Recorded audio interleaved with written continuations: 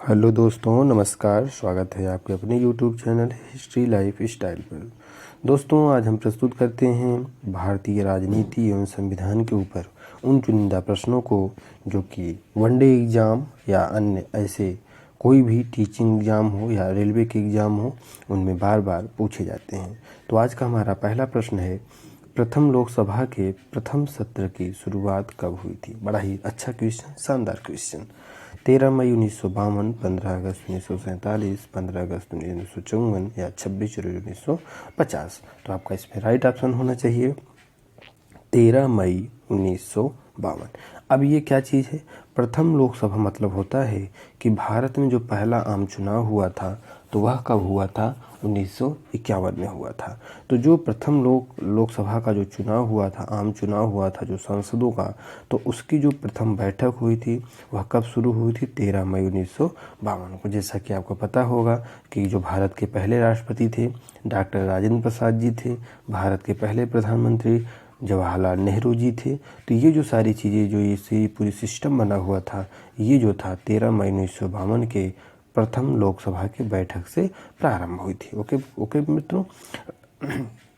अगला हमारा क्वेश्चन है, भारतीय संविधान का कौन सा अनुच्छेद धर्म, वंश, जाति, लिंग और जन्म स्थान के आधार पर भेदभाव में रोक लगाता है?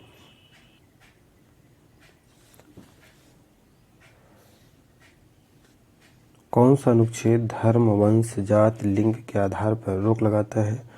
अनुच्छेद 25, अनुच्छेद 23, अनुच्छेद 19, अनुच्छेद 15। तो आपका राइट ऑप्शन होना चाहिए अनुच्छेद 15। अनुच्छेद 15 जो है वो जो है किसी भी व्यक्ति के धर्म हो, वंश हो, जाति हो या लिंग हो, उनके भेदभाव पर रोक लगाता है। यानी अनुच्छेद 15 कहता है कि सभी व्यक्ति आपस में समान हैं, किसी व्यक्ति में इन सब चीज़ों के आधार पर कोई अंतर न तो संविधान में किया जाएगा और न लोगों के बीच किया जाएगा। ओके फ्रेंड्स, बढ़ते हैं अगले क्वेश्चन में। भारत के संविधान का कौन सा अनुच्छेद 17 किससे संबंधित है? अस्पृश्यता, उपाधियों से, सती प्रथा से या दास प्रथा से? तो भारत के संविधान का जो अनुच्छेद 17 है ये अस्पृश्यता से संबंधित है। अस्पृश्यता माने होता है छुआछूत। जैसा कि प्राचीन भारत के काल में कहा जाता था कि जो दलित लोग थे, जो निम्न वर्ग के थे, उच्च वर्ग के लोग जो है इनको छूने से, इनको देखने से, इनसे व्यवहारिक संबंध रखने से बचते थे। तो जो ये छुआछूत की भावना समाज में गहरी रूप से जड़ जमाई थी, इसको अनुच्छेद 17 के द्वारा समाप्त कर दिया गया है। अब यदि कोई व्यक्ति ऐसा करता पाया जाएगा तो उसको दंड दिया जाएगा, जो कि संविधान के प्रावधान के अनुसार उल्लेखित किया गया है। जो उपाधियां हैं ये अनुच्छेद 18 के आधार पर बंद कर दिया गया है। मतलब किसी भी व्यक्ति को राजा, महाराजा या कोई भी प्रकार की सम्मानजनक उपाधि नहीं दी जाएगी। केवल सेना को छोड़कर या राष्ट्रपति महोदय जो मेडल देते हैं उन सबको छोड़कर। ओके फ्रेंड्स, दोस्तों यदि वीडियो पसंद आ रहा हो तो चैनल को लाइक करिए, शेयर करिए और सब्सक्राइब करिए। अगला हमारा क्वेश्चन है, निम्नलिखित में से कौन भारत के 15वें वित्त आयोग के अध्यक्ष हैं? ऑप्शन है सुभाष चंद्र गर्ग, NK सिंह, रमेश चंद्र, अरविंद मेहता। तो इसका राइट ऑप्शन होना चाहिए NK सिंह। NK सिंह जो है भारत के पहले वित्त आयोग के अध्यक्ष, 15वें वित्त आयोग, सॉरी। और भारत के पहले वित्त आयोग के अध्यक्ष कौन थे? KC नियोगी थे। कौन थे? KC नियोगी थे। ओके फ्रेंड्स, तो अगला हमारा क्वेश्चन है, संविधान के किस अनुच्छेद में जनसंख्या के किसी समूह में बोली जाने वाली भाषा को लेकर विशेष प्रावधान किया गया है? अनुच्छेद 374, 337, 357 या 347? तो किस अनुच्छेद में भाषा के लिए प्रावधान किया गया है? अनुच्छेद 347। इसका क्या है? राइट ऑप्शन है। ठीक है मित्रों, अगला हमारा क्वेश्चन है, भारतीय संविधान के अनुच्छेद किसके अंतर्गत सर्वोच्च न्यायालय ने इंटरनेट की पहुंच को मौलिक अधिकार घोषित किया है? अनुच्छेद 21 के अंतर्गत क्या हुआ है कि भारतीय संविधान जो है सर्वोच्च न्यायालय में इंटरनेट की पहुंच को मौलिक अधिकार घोषित किया है। ओके फ्रेंड्स, अगला हमारा क्वेश्चन है, किस अनुच्छेद के अंतर्गत संसद संविधान में संशोधन कर सकती है? अनुच्छेद 368, 374, 74 या 269। तो इसका राइट ऑप्शन होना चाहिए अनुच्छेद 368। अब ये क्या होता है?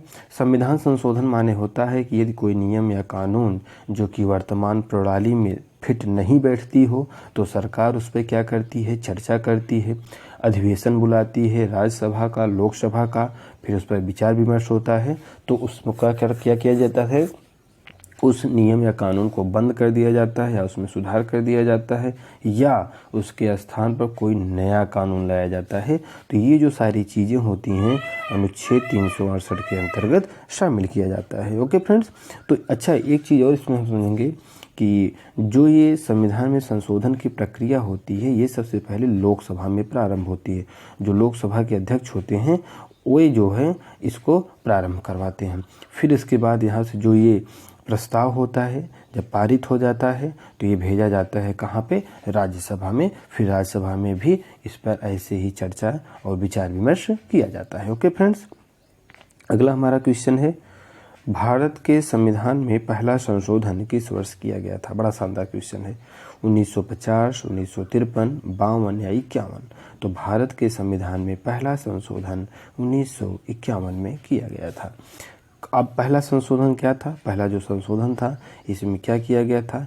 एक नई अनुसूची जोड़ी गई थी, अनुसूची नंबर 10, जिसमें कृषि के बारे में विस्तृत उल्लेख किया गया था। कृषि के नियम, कानून एवं उसके विवरणों का अच्छी तरह से समावेश भारतीय संविधान में किया गया था।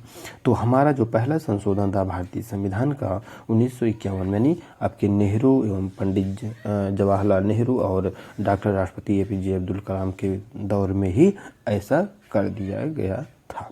ओके फ्रेंड्स, अगला हमारा क्वेश्चन है भारत के संविधान के निम्नलिखित अनुच्छेदों में से कौन सा अनुच्छेद धार्मिक स्वतंत्रता के अधिकार की गारंटी देता है? शानदार क्वेश्चन, VIP क्वेश्चन।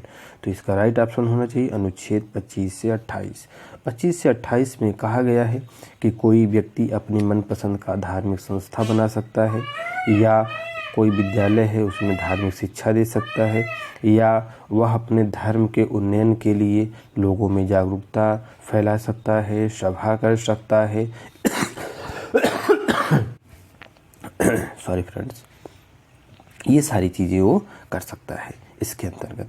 अगला क्वेश्चन है भारत के संविधान में कौन सा अनुच्छेद है जिसमें भारत के नियंत्रक एवं महालेखा परीक्षक का उल्लेख है? अनुच्छेद 352, अनुच्छेद 148, 156 या 280। तो भारत के नियंत्रक एवं महालेखा परीक्षक का उल्लेख जो है अनुच्छेद 148 में किया गया है। अब ये कौन है नियंत्रक एवं महालेखा परीक्षक, इसको हम समझेंगे। देखिए, जो नियंत्रक एवं महालेखा परीक्षक होते हैं ये जो होते हैं भारत के सार्वजनिक धन का एक संरक्षक होता है, वित्त का संरक्षक होता है। इसका कार्य है कि जितने भी भारत में सरकारी संस्थाएं हैं, कार्यालय हैं या ट्रस्ट हैं या PSU कंपनियां हैं, उन सब की स्वतंत्र रूप से जांच कर सकता है, उनका रिपोर्ट बना सकता है।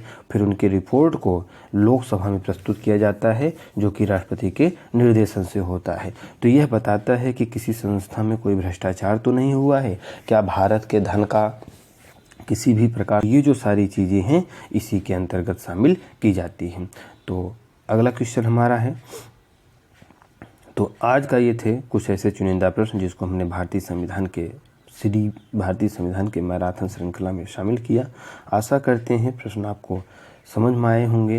तो हमारे जो नए दर्शक हैं, नए श्रोता हैं, वो चैनल को जरूर लाइक करें, शेयर करें और सब्सक्राइब करें।